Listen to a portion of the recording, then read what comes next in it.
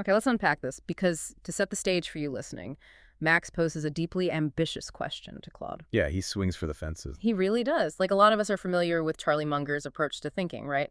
Munger famously operated with this lattice work of like 80 or 90 mental models. Right, concepts pulled from microeconomics, biology, psychology. Exactly. And he overlaid them to make these brilliant multidisciplinary decisions. But Max goes a level deeper here. She does. He essentially asked Claude, like, what if we don't just want the models, but the meta-models? Yeah. The underlying axes of reality itself. Right, like if the universe has a base-level source code that applies equally across, physics, biological ecosystems, and human economies, what are those primary functions? Max is essentially looking for the basement of reality. Yeah, the absolute bottom floor. He's not asking for a specific tool for a specific job, like a hammer or a wrench. He's asking for the underlying physics that allow tools to exist at all. That's a great way to put it. Like if you picture an X and Y axis on a blank graph, those axes don't tell you what the specific data points are. Right, they just provide the structure. Exactly. They define the dimensional space in which all possible data must exist. And in response to this, Claude synthesizes 7 fundamental axes of reality. 7 cheat codes to the universe. Pretty much. And these aren't just like definitions to memorize. They are profound laws. And the very first coordinate Claude identifies is Bayesian updating. Okay, right. And I know the moment people hear Bayesian, they picture advanced statistics, graduate level math, or like machine learning algorithms. Yeah, their eyes just completely glaze over. Exactly. But Claude frames this completely differently. He doesn't present it as a mathematical formula you have to like solve on a chalkboard. No, not at all. He frames it as the operating system of epistemology, like the literal science of how we know what we know. Right, because at its conceptual core, Bayesian updating just states that your current beliefs are simply prior probabilities. Okay. They are not absolute immutable truths. They are just your best working hypothesis based strictly on the limited information you've gathered up until this exact second. Up until right now. Yes. And the law of this axis mandates that when new evidence is introduced, you must execute an update. You can't just ignore it. Exactly. You have to shift the probability weight of your belief. So give me a tangible mechanism for that. Like, how does this actually play out in high-stakes environments? Well, take medical diagnostics. That's a classic example. Okay.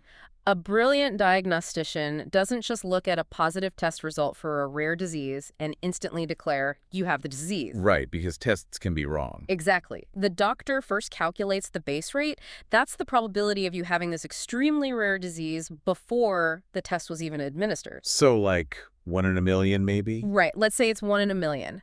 Then they take the accuracy of the test into account. But here's the kicker. Even if the test is 99% accurate, the sheer rarity of the disease means that a positive result is still mathematically more likely to be a false positive than a true reflection of reality. Wait, really? Even at 99% accuracy? Yes.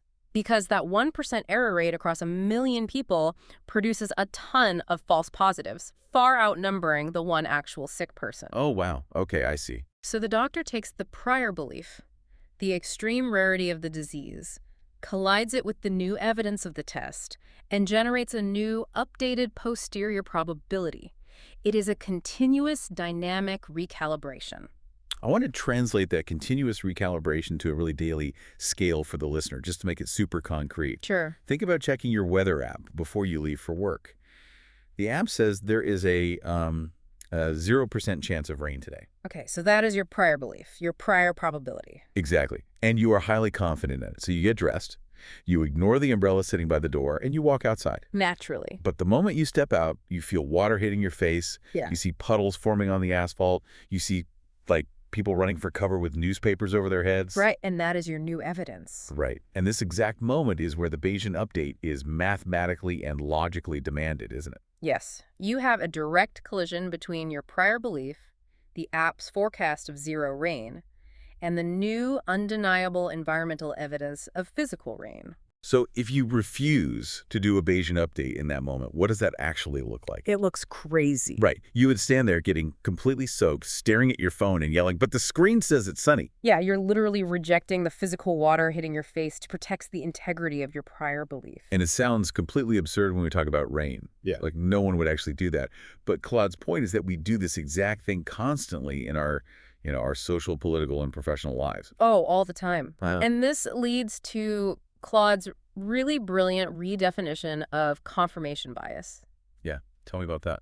So we usually classify confirmation bias as this like soft psychological quirk, a slight blind spot. A little character flaw. Right. But Claude defines it mathematically. He says confirmation bias is simply the outright refusal to execute a Bayesian update. Wow. It is standing in the rain, clutching the weather app, and denying the water. That's such a powerful image. When we encounter hard evidence that contradicts our deeply held political ideology or challenges the business strategy we just bet our company's runway on, we frequently refuse to shift the probability. We just ignore the puddles. We discard the evidence to protect the prior. Understanding this first axis means accepting that there is zero certainty in the universe. There are only constantly updated probabilities. Okay, so the bedrock of reality is shifting probabilities. Right. But if everything is constantly shifting, why do things feel so heavy?